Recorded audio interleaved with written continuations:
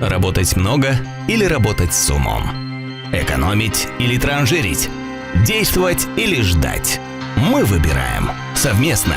Каждую неделю в передаче «Альтернативы» на твоем канале. «Альтернативы» – широкий выбор идей для нормальной жизни. Неоднократно в прессе обсуждался вопрос о бродячих бездомных собаках. При этом мнения высказываются разные. Несмотря на обсуждение, проблема остается актуальной и до сих пор не решается. В городе Калаврат достаточно много бродячих собак, которые в любой момент могут напасть на прохожих. Больна ли собака бешенством или нет, определить сразу невозможно. Как решается эта проблема на сегодняшний день, мы обсудим в ходе нашей передачи, подготовленной в рамках проекта «Альтернативы» в рубрике «Гражданская журналистика». Эту тему, которую мы сегодня обозначили, «Собственный дом для собак». Обсуждать ее мы будем вместе с нашими приглашенными гостями Антониной Волковой, председателем общественного объединения «Альянс женщин Юга», и Николаем Дели, директором экологической организации «Тенис Буджак». Здравствуйте. Здравствуйте. Здравствуйте. Также эту тему мы будем обсуждать вместе с нашими коллегами из ЛИК ТВ «Город Рыбница». И я передаю слово нашим коллегам для того, чтобы они представили своих гостей.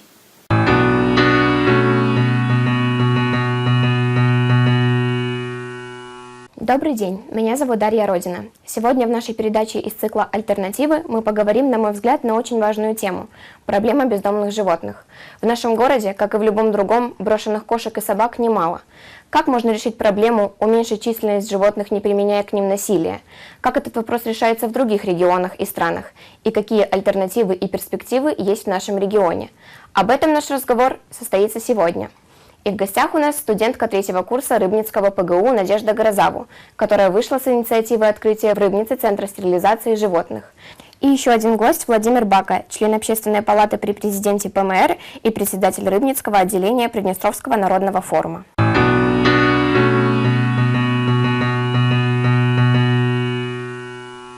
Перед тем, как перейти к обсуждению нашей темы, мы предлагаем посмотреть репортаж, подготовленный съемочной группой телекомпании АТВ, после чего мы перейдем непосредственно к дискуссии.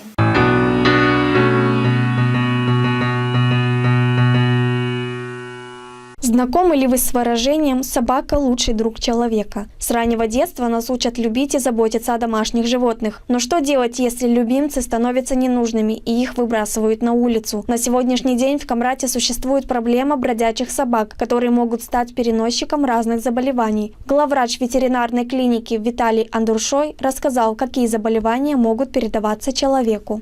Самое проблемное – это одно – это бешенство. Это то заболевание, которое люди, заразившись, выздоровления, то есть от него нет.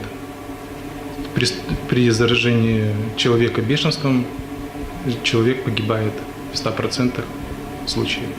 Потому очень большая просьба к людям, кто имеет собак, которые не привязаны, то есть которые свободно находятся на свободном выгуле, собаки, которые ходят на охоту, собаки, которые имеет контакт с дикими животными. Это переносчиками в природе являются лисы и волки.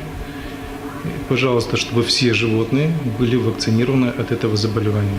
Бродячие собаки давно стали частью жизни камрачан. Они стаями бродят по улицам, набрасываются на прохожих, пугают детей. И это считается нормой, так как никто на это не обращает должного внимания. Кто несет ответственность за бездомных животных? Какие меры необходимо предпринять? Поделились своим мнением жители города. Есть у нас проблемы даже в школах. Утром дети боятся в некоторых местах, глухих местах собаки пугают детей. Есть бесхозные собаки. Не согласен, то должен отвечать. И люди должны закрывать своих собак.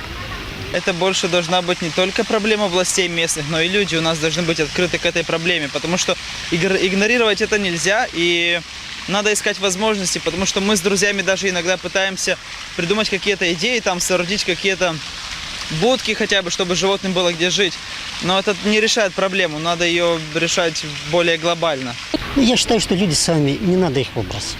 Есть люди, которые не имеют собак, просят. Вот у нас сейчас есть маленькие, и мне уже их попросили наперед, заказали их. Конечно, идеальным вариантом было бы построить для них приют, прошлом году в Молдове ужесточили наказание за жестокое обращение с животными. Отстреливание собак запрещено законом. Одно из решений вопроса является создание приюта. Еще с 2015 года в муниципальном совете Камрата говорилось о создании питомников. Однако спустя 3 года данный проект не был реализован. Планируется он, может быть, уже 15-20 лет в нашем городе. Но в ближайшее время в любом случае он будет. Мы уже рассмотрели несколько вариантов. Есть не обязательно строить его огромным, большим, то есть приютом. Что мы изучили много вариантов, изучили, где и используем и ветеринарных врачей. При найме почитали сам подсчет, произвели полностью. На небольшой приют средств много, от 300 до 400 тысяч для того, чтобы построить приют. Но само содержание. Содержание нужно содержать и ветеринарных врачей, и те, кто вылавливает. Это 4-5 единиц должны работать. Как отметил градоначальник, проблема бродячих собак существует много лет. Для создания приюта и его содержания нужны стабильные финансовые средства. Однако бездействие чиновников может привести к большим проблемам, так как укус бешеной собаки, по словам специалистов, смертелен. Ветеринары на этот случай делятся советами, что делать при укусе агрессивного животного, какую помощь оказать пострадавшему. Требуется обработка раны. Рана обрабатывается обыкновенной проточной водой. Если есть хозяйственное мыло, хорошо промыть рану хозяйственным мылом. И больше ничего. Дальше к медикам, они окажут необходимую помощь. Но собака с какого двора, если она с какой-то подворотни вылезла, пожалуйста, запомните это место. Потому что, если будет необходимо, это животное будет изолировано ветеринарной службой. Сегодня на улицах Камрата можно увидеть стаи бродячих собак. Сразу определить, заражена собака бешенством или нет, невозможно. Учитывая, что в городе нет приютов и неизвестно, когда они будут построены, горожане также должны быть заинтересованы в собственной безопасности и сообщать специальным службам о местонахождении бездомных животных. Согласно статистике, в настоящее время в Камрате насчитывается около 8 тысяч животных, из них примерно 800 бродячих собак.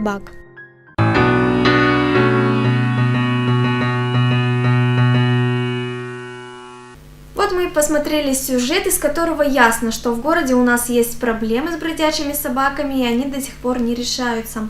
Ну и первый вопрос, как вы считаете, почему у нас до сих пор не решается проблема с бродячими собаками, и кто ее должен решить? Ну, я хочу сказать, что иногда мы говорим, у нас проблем много, ничего не решается, у нас ничего нету, никаких ни услуг нету, никаких невозможностей, льгот нету, ничего нету.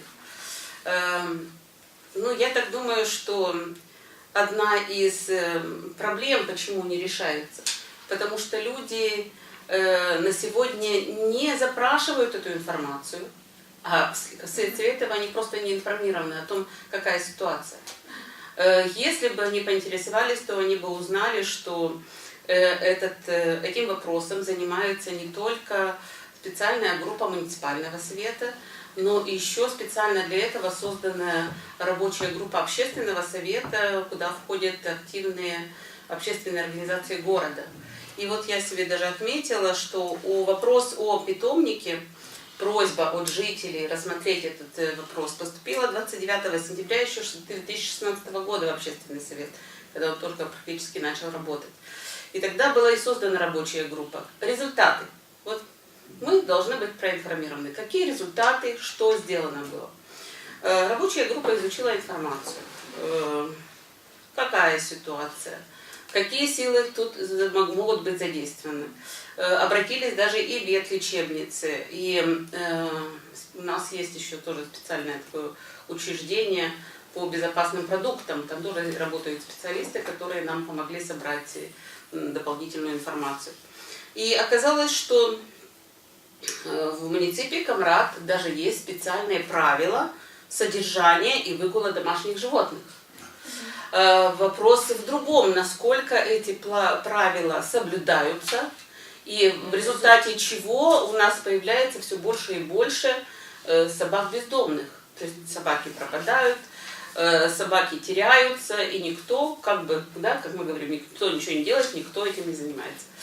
Я так думаю, что здесь еще вопрос стоит в том, что правила эти не совсем адаптированы, они очень старые уже.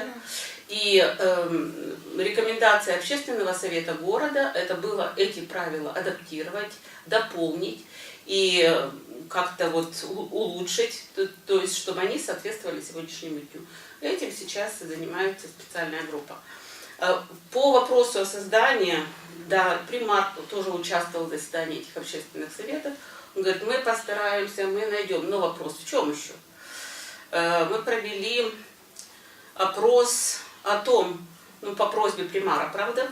Потому что сами, может, и не догадались бы, какой формат этого питомника, который мы хотим. То есть для того, чтобы найти даже деньги, найти спонсора, нужно знать конкретно и смету, и сколько площади для этого надо, какой персонал. И возник вопрос, какой статус будет у этого питомника? Или только городской питомник? То есть, понимаете уже, на каком уровне этот вопрос решается? Это не то, что надо или не надо, а уже какой именно делать. Или может делать регионального уровня, и тогда подключить примарии других сел для софинансирования. Вот. Опрос жителей показал, что да, такой питомник вряд ли сделают отдельные примарии где-то у себя, да. И, скорее всего, его нужно сделать, ну, как минимум, районным. Это опрос жителей вы как Опрос совет?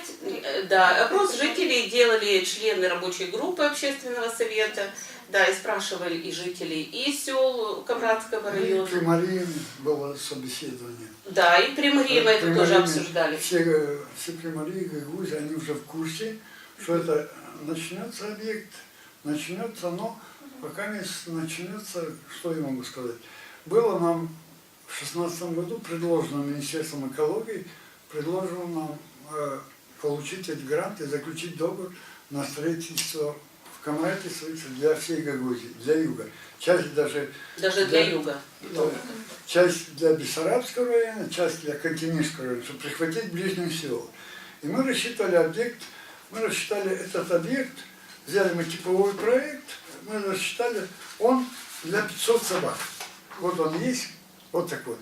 Мы взяли для 500 собак этот объект, сбалансировали, посчитали экономическую выгоду, посчитали объект строительства, объекта сколько будет. Ну, первый раз мы вышли на 2 миллиона объект. Но нам сказали, не будем размахиваться, давайте Министерство экологии, пошел, был еще Мунтян, говорю, господин Мунтян, ваш министр, дайте нам объект на 400. Николай Дмитриевич, то есть я как понимаю, у вас есть проект, да? Да. Вы разработали грант, и у нас в Камраде в скором времени будет построен Ну, период, да? это как скоро. Дело в том, что... С какого времени документы? Вот вы... Документы у нас мы готовим с 2017 года. 17 года. Мы готовили, с 16 мы искали согласовать, но документы приготовлены с 17 года и с 16. Ну, там, например, такие как кадастровые документы, это они больше готовятся. Потом согласование с теми предприятиями, которые ну, там, это предприятия электросетей, потом водообеспечение, электроэнергообеспечение. Там целый вариант проблемных. Но мы это обошли, за полгода мы эти документы подготовили. Сняли даже, мы с кадастра взяли документ, вот на землю, где выделена нам земля, вот это. Скажите, пожалуйста, где выделена земля? Земля выделена в районе крупного рогатого скота, где в сторону нашей мусоросвалки. Почему там выделено? Дело в том, что нам было предложено при Марии и другие участки, но там наш Камрад разделен, где промышленные строительства, заводы, там что-нибудь, где жилые, а где вот такой, как мусоросвалка, да? Вот около мусоросвалки выделили нам площадь. Какая вот площадь объема? Там площадь 3 гектара. 3 гектара, да? 3 гектара выделено, показано, вот она. У нас есть эта площадь. Но пока вопрос стоит строительства. Проблема в строительстве, да? Не дают денег? Нет. В чем проблема, что у нас не строится период? В чем проблема? Сегодня у нас Министерство сельского хозяйства и окружающей среды, значит, экологический фонд не готов выделить деньги. Вот они заключили договор, 400 тысяч, есть. Министр подписал, все. Но экологический фонд, ну, можно сказать, до октября месяца еще не будет работать. А кто должен? кто может помочь? Примария, исполком или... Это только Кишинев, это грантовый вариант. Это согласно еще чего, что в связи с вот этой реорганизацией структур, и еще дело в том, что тут эти деньги будут выделяться не с бюджета Молдовы, они будут с грантов, полученных с Евразии, с Европы, европейские финансирования. И по требованным условиям мы должны иметь 5 приютов. 5 приютов? Да, по всей Молдавии. А пока у всех ребята все подготовили документы, вот и бельцы, и Тирасполь тоже, они готовят себя. В Бендерах он есть, но Бендерах это такой слабенький он. Примария говорит, мы сами будем ловить и приносить. Да, это Примария. Сейчас занимается этим Примария. Да. Они Да. отлавливают. Но они Нет, ну подождите, они пока не отлавливают, потому что куда же им отлавливать? Просто собаки... Это предмет. Просто по проекту предполагалось, что среди членов персонала будут люди, которые будут выезжать и отлавливать этих собак. Но для того, чтобы сократить сумму бюджета, Примария уже пошла на то, что они сказали, наши работники сами это сделают, можете это не закладывать в свой бюджет. Вот. И на сегодня я считаю, что это очень большой плюс и, наверное, заслуга организации Темис Буджак, что есть решение муниципального совета о выделении земельного участка, есть уже все согласования в кадастре, то есть это уже закреплено на легальном уровне, и осталось только дело за том, чтобы получить контрибуцию с исполкома. Решение с 29 апреля 2016 года, то есть 2 года назад решение. Сейчас я предлагаю послушать наших участников Физлик ТВ город Рыбница, после чего мы вернемся к нашей дискуссии. Дарина, вам слово. Мы посмотрели сюжет наших коллег из Камрата, и у меня к вам вопрос, Владимир Николаевич. На правобережье Днестра ужесточили наказание за жестокое обращение с животными, и отстреливание собак запрещено законом. А как у нас обстоят дела в законодательстве в этом плане? Вопрос ясен. Значит, у нас в этом плане все находится в зародышном состоянии. Есть положения для местных органов власти, которые регулируют порядок на улицах, в том числе уборку и от животных. Они решают вопросы самым простым путем. Раньше выделялись средства для того, чтобы их травить, потом начали отстреливать. Какое-то время был достигнут мораторий на это действие в большей степени из-за того, что отсутствовали средства в местном бюджете. На данный момент вопрос находится в подвешенном состоянии, потому что, в общем-то, знают, что мы есть и ожидают от нас каких-то встречных инициатив. Мы — это вот «Надежда», Приднестровский государственный университет, студенты ПГУ и активные волонтеры из гражданского общества, которые, в общем-то, показали за год, что можно другой путь избрать решения проблемы. Есть очень большие практические наработки, есть материальные достижения, юридические. Но на данный момент можно гордиться только тем, что лед тронулся, мы уже есть, и мы можем дискутировать, ну, как минимум, говорить на эту тему открыто. Спасибо. Как вы считаете, насколько проблема бездомных животных актуальна? И почему каждый из нас должен задуматься, что бездомные животные имеют обратную сторону и опасны для человека? Дело в том, что проблема бездомных животных, она актуальна и ясна для всех, и тут особенно размышлять на эту тему, в общем-то, нету смысла. Есть смысл сказать другое. Есть проблема гражданского общества, отношения к животным, отношения к среде обитания, потому что урбанизация, которая повсеместно шагает ускоренными темпами, она организует систему перетока людей из менее, скажем, густонаселенных это сел в города. Собственно, люди тянут за собой самое дорогое зачастую животных. Животные после определенных обстоятельств, у каждого они свои, оказываются на улице, начинают жить самостоятельной жизнью и размножаются, и болеют, живут какой-то проблематикой. Эта проблематика приводит их к определенному состоянию. Наряду с болезнями это приводит к тому, что человек в обратном плане взаимодействия с этими животными получает проблему собственной бесхозяйственности. вопросы бешенства животных, вопросы, скажем, неадекватности животных, вопросы социализации животных, значит, они точно так же актуальны, как вопросы любого общества. И если мы, люди, которые живем целостным каким-то коллективом, государством, народом, имеем общество, мы должны понимать, что доброта, она не только в вере в лучшее, но и в вере в наших ближних, немощных, не всегда безопасных. Опасность, конечно, есть. Очень много сюжетов о том, как животные собираются в стае, очень много сюжетов о том, как нападают на задворках городов и сел, много ситуаций известных, когда кусают, и человек боится, он не знает, это заразило, не заразило, бежит в больницу, очень много средств стоит потом определить состояние человека после укуса, больные уколы. Это жуть, которую не стоит, я думаю, в общем-то, рассказывать, но есть другая история, которая стоит говорить о доброте и об консолидации общества, чтобы эту ситуацию исправить. Надежда, вы решили создать центр стерилизации животных в нашем городе. А почему это не приют? И с чего вы вообще начали? Чтобы стать приютом, нужно иметь и средства, и больше помощи, наверное, чем сейчас есть у нас, к сожалению. В декабре месяце в Государственном университете ПГУ состоялся круглый стол, где воздвигнулась тема создания волонтерского сообщества. Одним из направлений была помощь животным. Я обсудила такую тему, как создание пункта стерилизации бездомных животных. Владимир Николаевич Бака откликнулся на мою просьбу о том, что нам нужно помещение, где мы можем это животное социализировать, в первую очередь, потому что бывает много случаев, когда животное дикое, его нужно сначала приручить, прежде чем, конечно, его стерилизовать.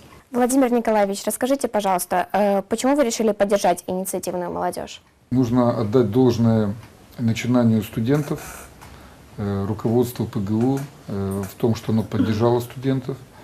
И все начиналось с желания быть общественно полезными, проявить свою гражданскую сознательность, ну, вот в чем-то. Проектов было несколько, но самым активным оказался проект, который инициировала Надежда. И когда я был приглашен на круглый стол, там были депутаты местного, Верховного Совета, предприниматели. В основном я предприниматель. И моя общественная деятельность является просто как, ну, такой, скажем, в большей степени увлечением и позицией.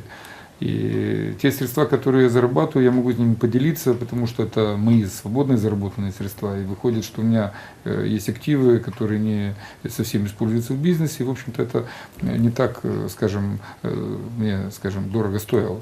Но импонировала сама активность, с которой Надежда пропагандировала саму идею.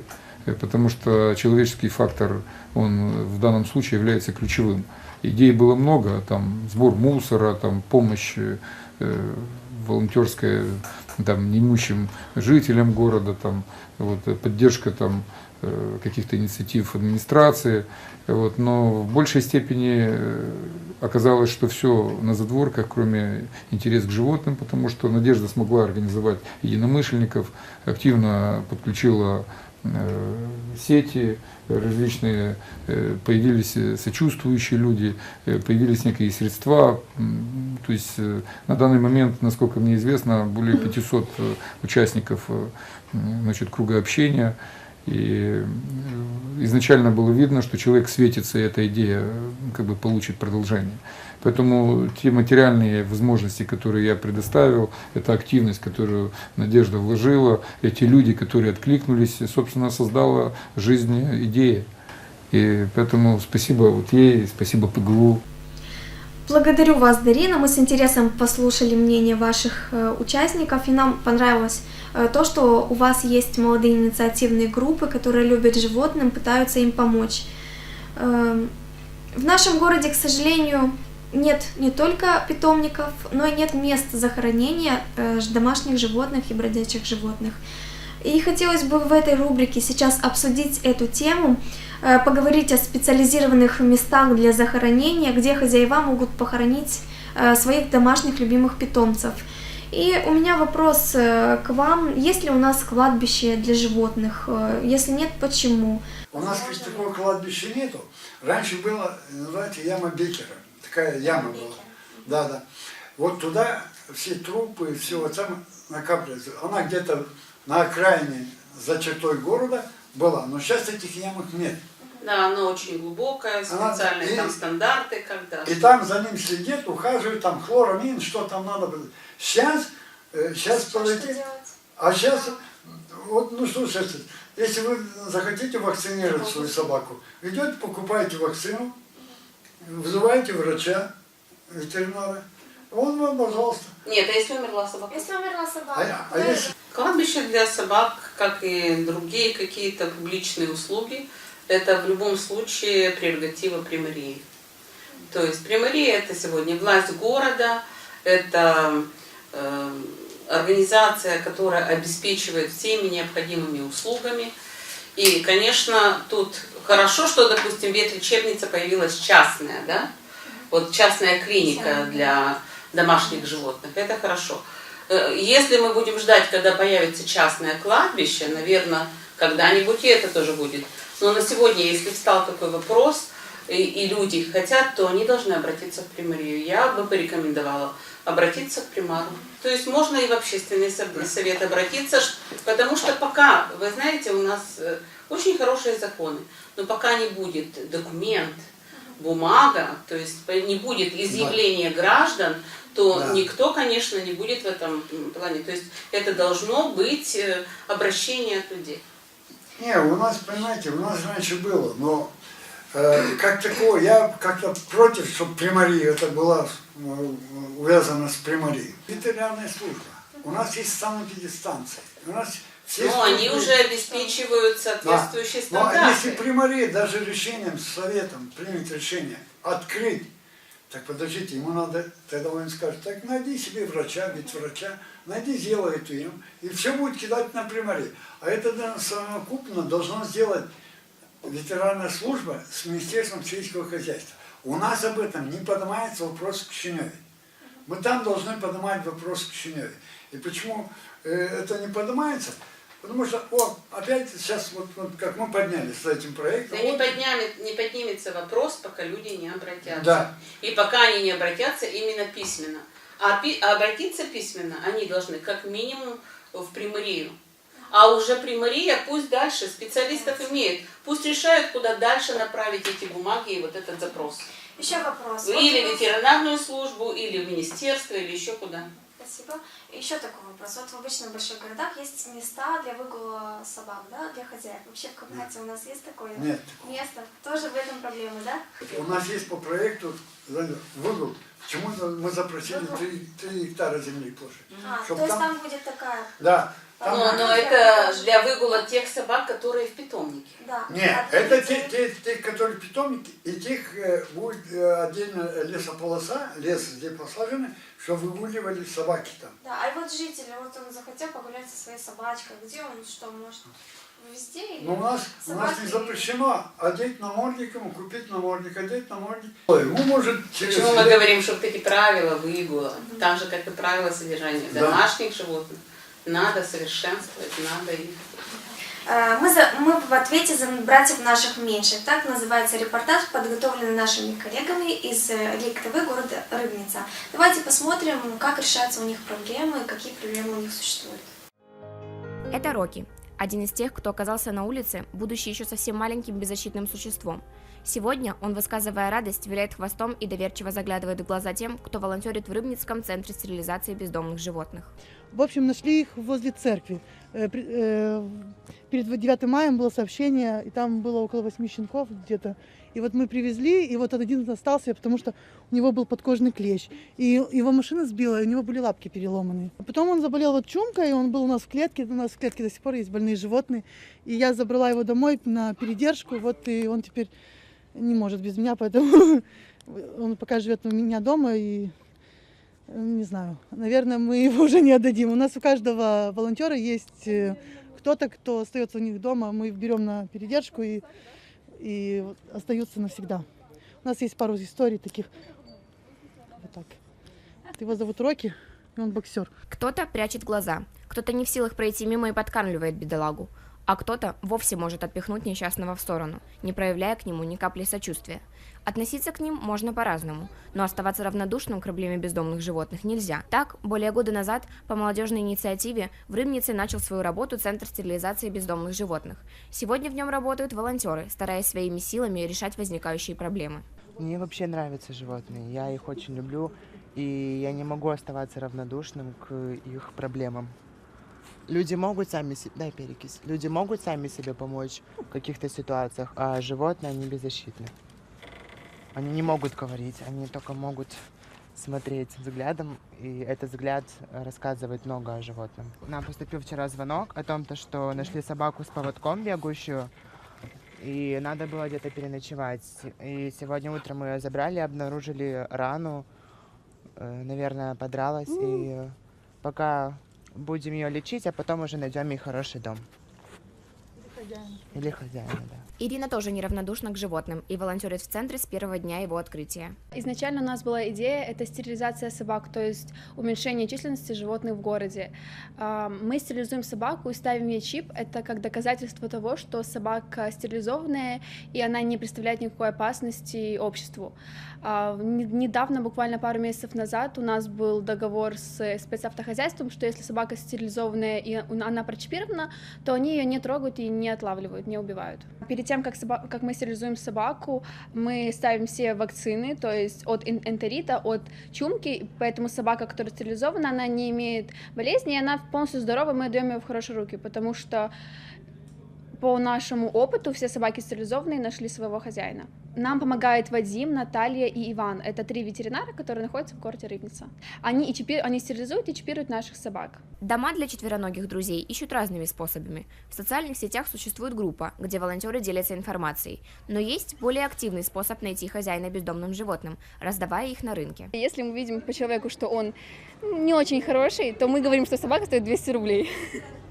За 200 рублей он собаку у нас не покупает. Он нам желает только добра, и мы отдаем хорошим людям собачек. Мы верим в глаза. Вот мы смотрим в глаза, если глаза добрые, хорошие, честные, то мы сразу отдаем. А если глаза злые, то мы не отдаем никогда. У людей, у которых холодный взгляд, он безразличный ко всему, мне кажется. А вот если взгляд сочувствующий или что-то в этом роде, то это можно увидеть. Эмоции не скроешь.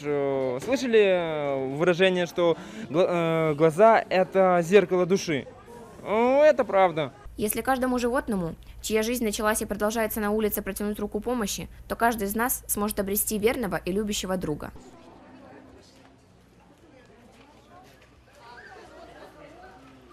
Выбрал собачку, потому что мне нравится она. Они помогают собакам, чтобы они не были уличными, и их не били другие люди плохие. Нам нужен сторож, охранник и, конечно, чтобы мы любили друг друга.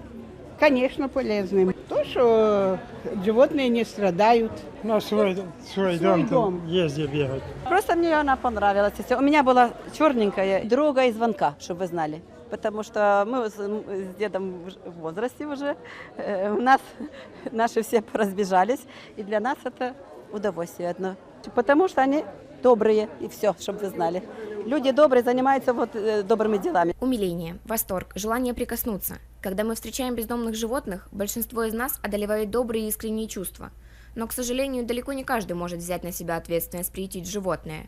Если каждый будет чувствовать ответственность за того, кого приручил, и понимать, что эти существа также чувствуют боль и предательство, возможно, на наших улицах станет меньше бездомных животных.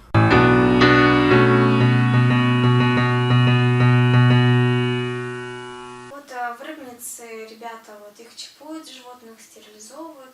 То есть был бы вот этот центр хороший альтернативный питомникам, их стерилизовать, опять выпускать на волю, люди увидят, что они прочипованы, ну хорошо. Такое предложение было, вот от общественного совета было. Так, ну и что, мы абсолютно. А есть же другие болезни. Есть псоропоз, другая болезнь, бешенство, это другая. Там 6-7 видов болезней. То есть вы имеете в виду, эти болезни нельзя вылечить с помощью стерилизации? Нет, конечно. То есть стерилизация не даст. Не поможет. Но оно не поможет, допустим, распространению каких-то болезней, да, остановке распространения, но оно поможет сократить количество бездомных животных, потому что это уже становится... Я считаю, самое надежным перевести перерегистрацию всех собак. По хозяйству. Вот Приморье взял вот эту улицу. Да. Во всех. Фамилия, как зовут? Кто у тебя? Кобель, все, написал, фамилию, все. И так дальше. Тогда будет легко. Будем знать, чья собака. И таких много собак на улице не будет. Будет одна-две. Ну, одна-две там они, может... А куда денутся остальные? А куда денутся остальные бездомные? Те у хозяев дома будет. Я имею в виду регистрацию всех собак потом по хозяину. Каждый хозяин регистрирует. А те, которые в городе, вольные, да, так же можно будет определять, чья собака откуда, с какой махровой. И тогда можно будет, тогда их можно взять в приют и поставить в приют содержать. Сейчас я передаю слово Рыбнице студии Лик ТВ. Нам интересно ваше мнение и комментарии по теме. Надежда, из сюжета видно, что вы проводите большую работу по содержанию и уходу за животными. С какими трудностями приходится сталкиваться вам и волонтерам в центре? Несмотря на всю мою работу и усилия, чтобы создать в этом городе чтобы создать в этом городе приют, мне, наверное, не хватает иногда какого-то опыта, потому что вот в организационном моменте я впервые сталкиваюсь, впервые приходится сталкиваться с многими вопросами, которые раньше в жизни меня не касались. И вот опыта взрослых людей. Владимир Николаевич нам очень помогает, несмотря на то, что работает. Среди волонтеров большинство, к сожалению, дети. Точно, мне кажется, ждать помощи только от властей, потому что, во-первых, нужно начинать с себя. Вот есть пример, который мы смотрели ролики, где вот власть не участвует в жизни бездомных животных, а это наши соседи, мы не можем взять и переселить их на другую землю. Мы либо сталкиваемся с ними, получая хороший опыт взаимодействия, животные все-таки помогают и душевно там исцеляют, либо мы получаем укусы от этих животных. Если же не укусы, то мы учим своих детей проходить мимо, и наша душевная консистенция, она страдает. Поэтому, если у вас есть какая-то возможность помочь, так как сейчас дети, волонтеры, они все учатся, у нас очень тяжелая ситуация в плане волонтерской помощи, я призываю в этом городе быть более активным. Здесь не обязательно, чтобы вы понимали, не обязательно бегать, раздавать щенят, как там девочки делают, потому что у них большой груз лежит ответственности. Здесь просто, если вы даже хороший фотограф, вы можете прийти, у вас получится большой опыт. Если вы юридически как-то подкованы или вам нужен этот опыт, как часто происходит, мы приходим на работу, у нас нет опыта работы, нас не берут на работу, а где опыт взять? Здесь также нужно как-то, вы можете проявлять свою инициативу, проявлять свои способности здесь, вы можете проявить себя, вот я дизайнер, и у меня большой опыт здесь, я делаю всякие возможные флеера, мы развешиваем по городу, вот я получаю такой маленький опыт. Это вот багаж, который вам обязательно поможет и в организационных вопросах, помогайте устраивать мне акции, вы научитесь и лидерским каким-то способностям, это развивает и чувство ответственности, вставать по утрам, и так далее. Это большой плюс, не нужно как бы натыкаться, что здесь только животные, что там...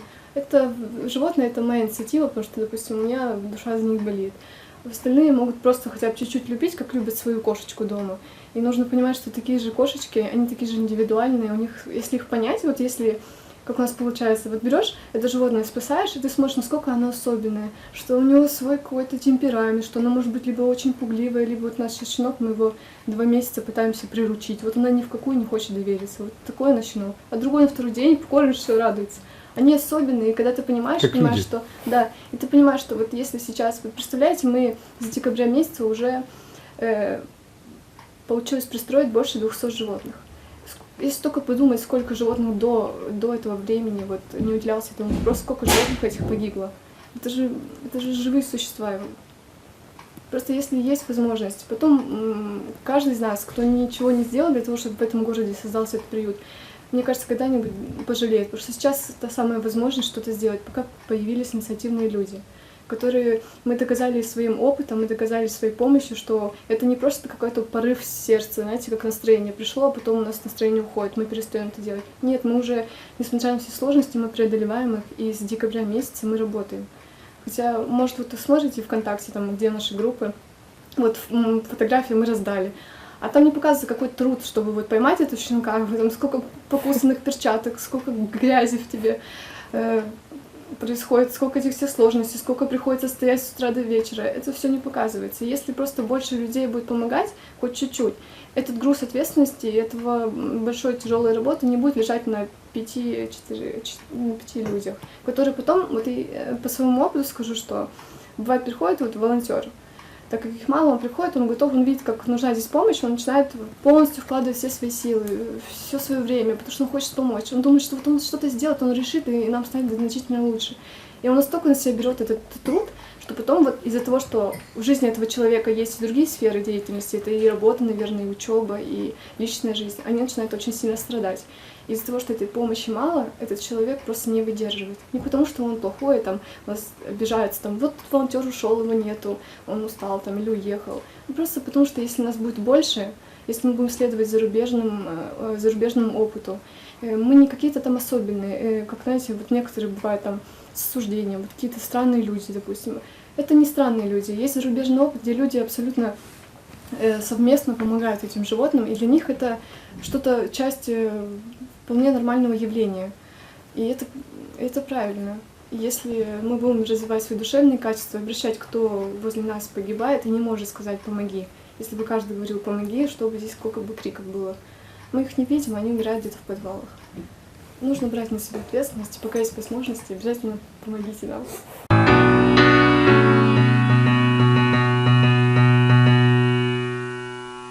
Спасибо, Дарина. Я сейчас предлагаю посмотреть один сюжет, подготовленный нашими коллегами из Элик ТВ, как решается данная проблема в Польше. А это приют для бездомных животных на окраине польского города Люблин, находящийся под патронажем администрации города. Каждый день он принимает новых постояльцев. К большой радости работников приюта большая часть из животных всегда находит новых хозяев. Каждый человек, который решил обзавестись питомцем, проходит здесь обучение.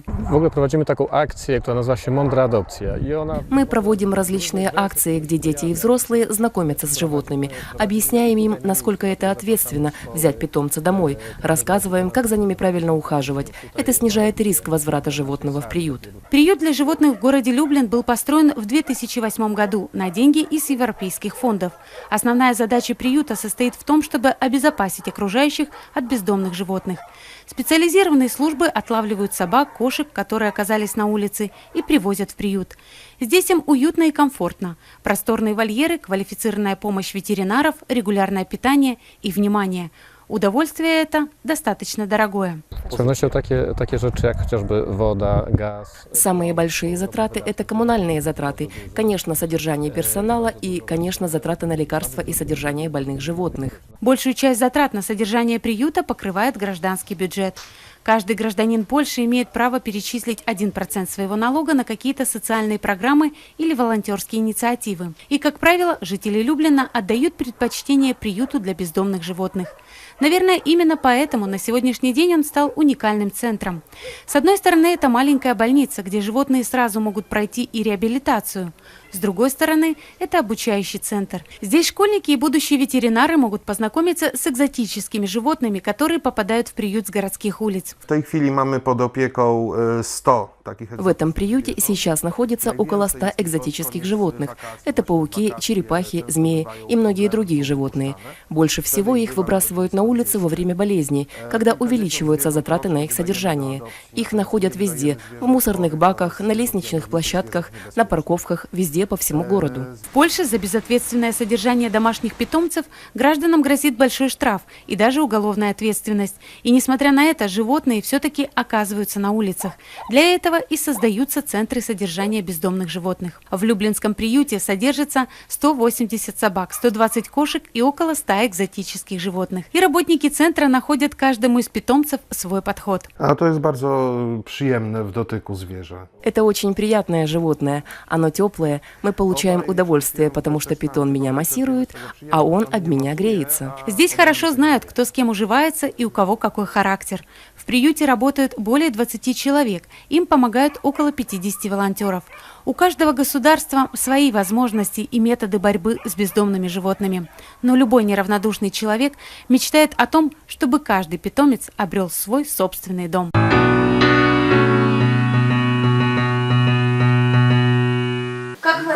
оцениваете европейский опыт? Что можно перенять к нам? Антонина Ивановна, ваше мнение?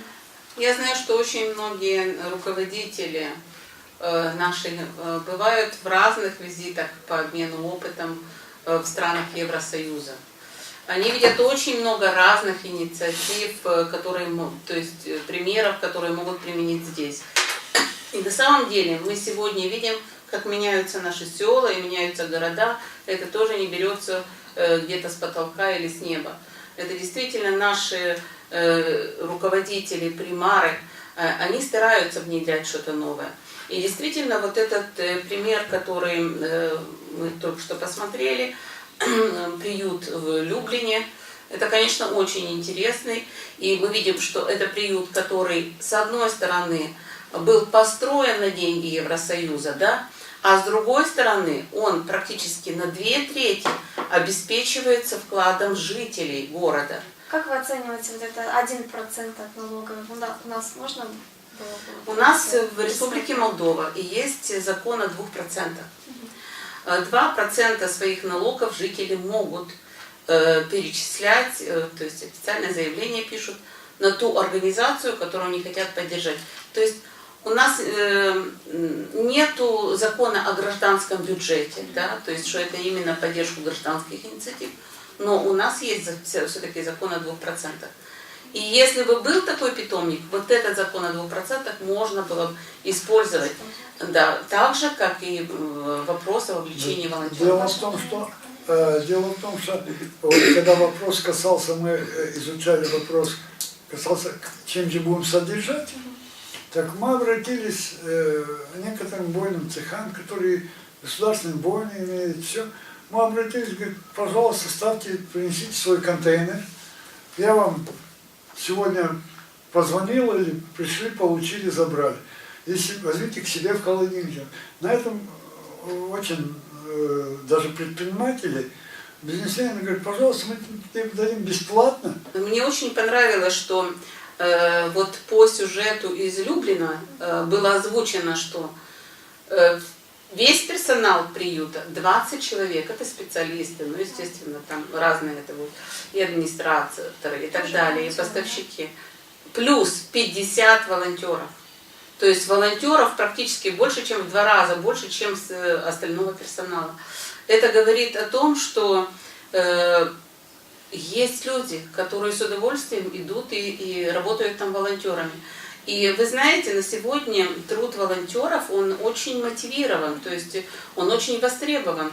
Если раньше, до 2011 года, в Молдове не было даже закона о волонтерстве, вот мы даже участвовали в его разработке на национальном уровне, вот, то на сегодня, благодаря этому закону, у нас ребята очень заинтересованы в том, чтобы поработать волонтерами, потому что это очень много что им дает.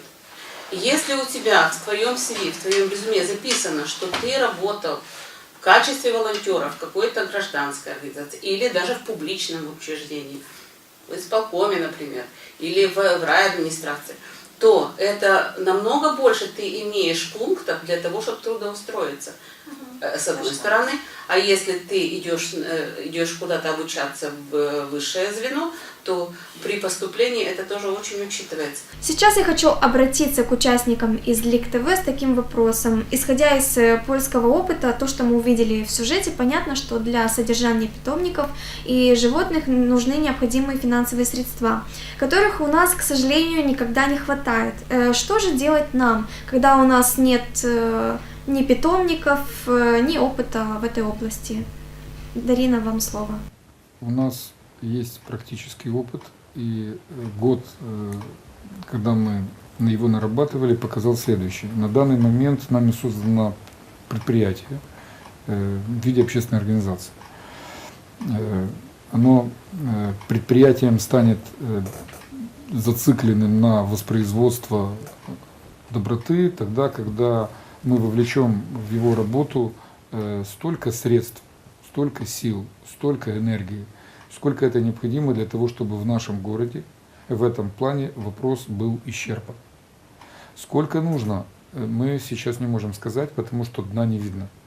Ведь кроме собак есть кошки, Кроме собак, кошек есть еще редкие животные, зачастую, которые выбрасывают там и змеи, и там совы, вот, есть раненые птицы, есть, скажем, эти экзотические всякие, там, все что угодно. Вот. В Дубасарах вот есть зоопарк, где тоже собирали животных от отказников. Очень много людей обращаются, которые уезжают в отпуска, просят на короткий период. И в этом плане мы пошли таким путем. Создали юридическую форму, значит, открываем счет, даем его максимальному количеству людей. Те люди, которые сочувствующие, могут нас поддержать теми посильными средствами, которые считают нужным. Это раз. Два. Имея юридическую форму, мы регистрируем ее в установленных органах, налоговых, разрешительных, контрольных, получая необходимые разрешения и можем привлекать людей на постоянную и на временную основу на работу. Имея счета, которые поддерживаются людьми сочувствующими, мы получаем средства и можем поддерживать их оплату труда и на этой базе постоянно развивать это доброе начинание в любом ракурсе, который будет полезным для этой темы. Значит, ракурсов может быть много. На данный момент однозначно то, что мы опробовали, это стерилизация, это питомник, это собирание, приведение в чувство и раздача малышей, это, значит, ну, каникулы, когда люди уезжают и временно оставляют. Но все в итоге упирается в землю, в здание, и в холодильник, в питание и в содержание всего этого хозяйства, потому что больных животных нельзя держать здоровыми, значит, самок с самцами, выводки с взрослыми, значит, кошек с собаками, не говоря про остальных животных. И получается все это площади, все это совершенно разные будки, совершенно разные миски, совершенно разный корм, и даже совершенно разные холодильники. И получается, что, кроме всего прочего, выяснилось, для того, чтобы животных можно было лечить, нужны стерильные помещения, нужны специальные места для хранения медикаментов, нужны холодильники отдельно для медикаментов, отдельно для питания. Для того, чтобы готовить питание, необходима кухня.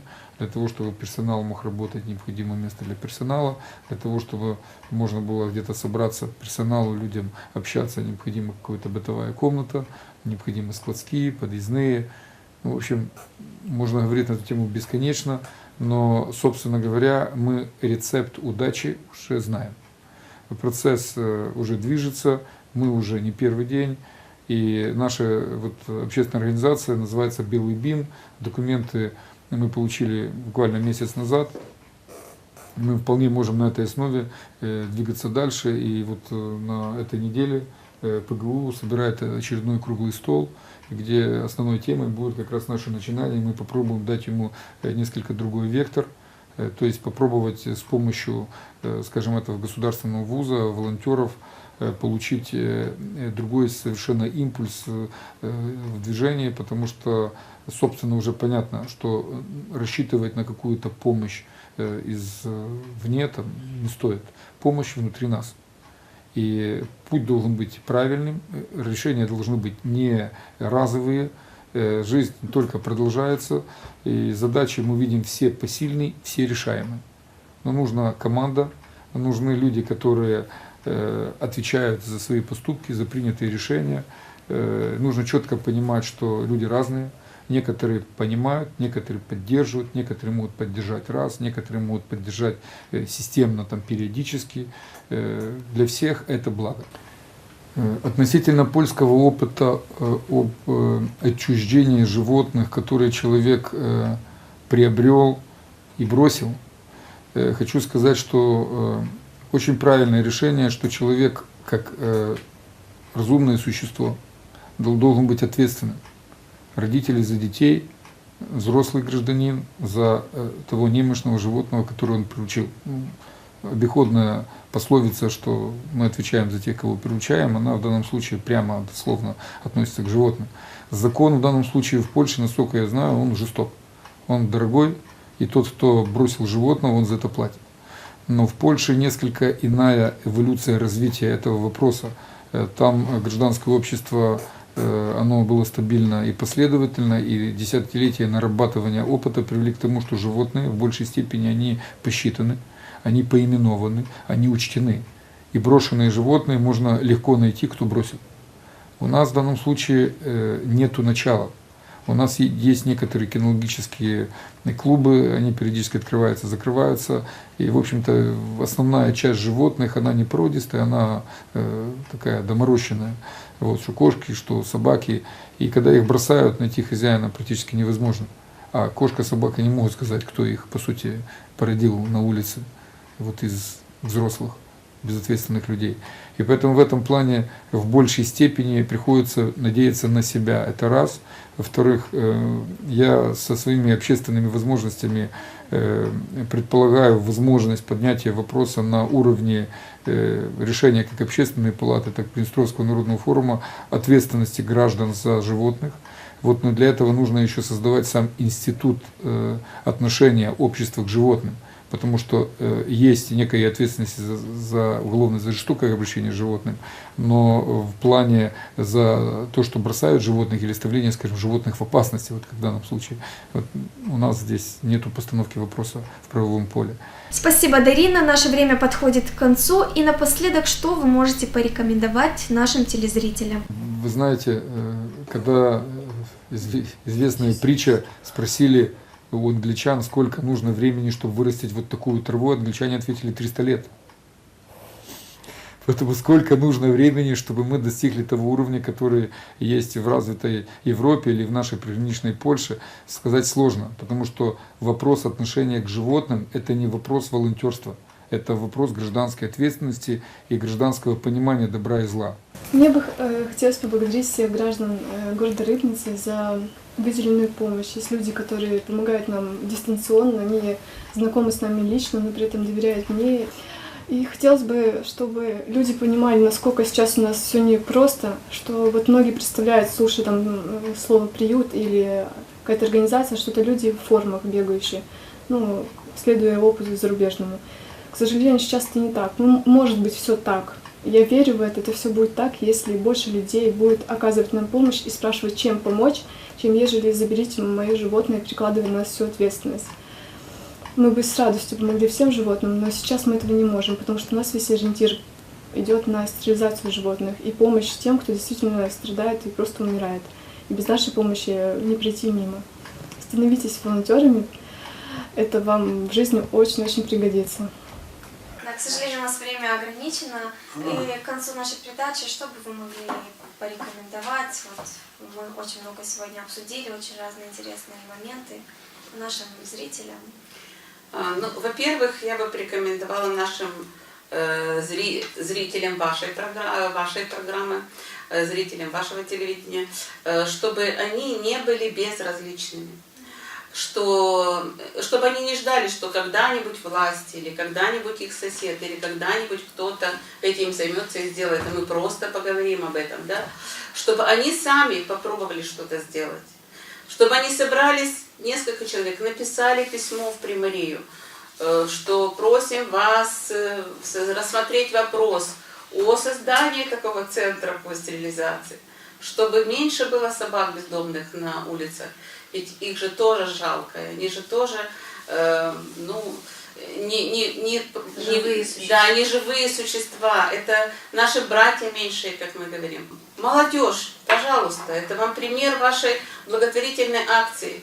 Выйдите и информируйте людей, и выйдите вот с таким призывом, чтобы в городе создать, чтобы в Гагаузии создать такой приют, чтобы услышали вас власти, чтобы услышало министерство, чтобы услышал экологический фонд. Просто я вот желаю быть всем, не быть безразличными и попробовать самому что-то для этого сделать. Люди уже вот этим ваши передачи, они больше возьмут за собаками ухаживать и смотреть, и зацеплять их, чтобы поставить на учет. А к этому времени ветеринарная служба тоже начнет работать. Надеемся на это. Пока одни страны запрещают заводить собак, другие страны мирятся с их отстрелом, третьи практически дают в лапу четвероногих права не меньше человеческих. У каждой страны свои методы решения данной проблемы бродячих животных. Практика работы приютов очень хорошо развита в Чехии, где приобщается полиция. Горожане, если видят одинокую собаку, они звонят в специальные службы отлова собак и их сразу отлавливают. В Польше за безответственное отношение к животных ставятся большие штрафы и даже привлекаются к уголовной ответственности. А что ждет наших собак? Это зависит, конечно же, от местных властей и от нас самих. Напомним, что в эфире была передача, подготовленная в рамках проекта «Альтернатива» в рубрике «Гражданская журналистика». Мы обсуждали сегодня тему «Собственный дом для бродячих собак». Надеемся, что данная проблема не останется без внимания местных властей и общественности. До новых встреч! Работать много или работать с умом? Экономить или транжирить? Действовать или ждать? Мы выбираем совместно. Каждую неделю в передаче «Альтернативы» на твоем канале. «Альтернативы» – широкий выбор идей для нормальной жизни.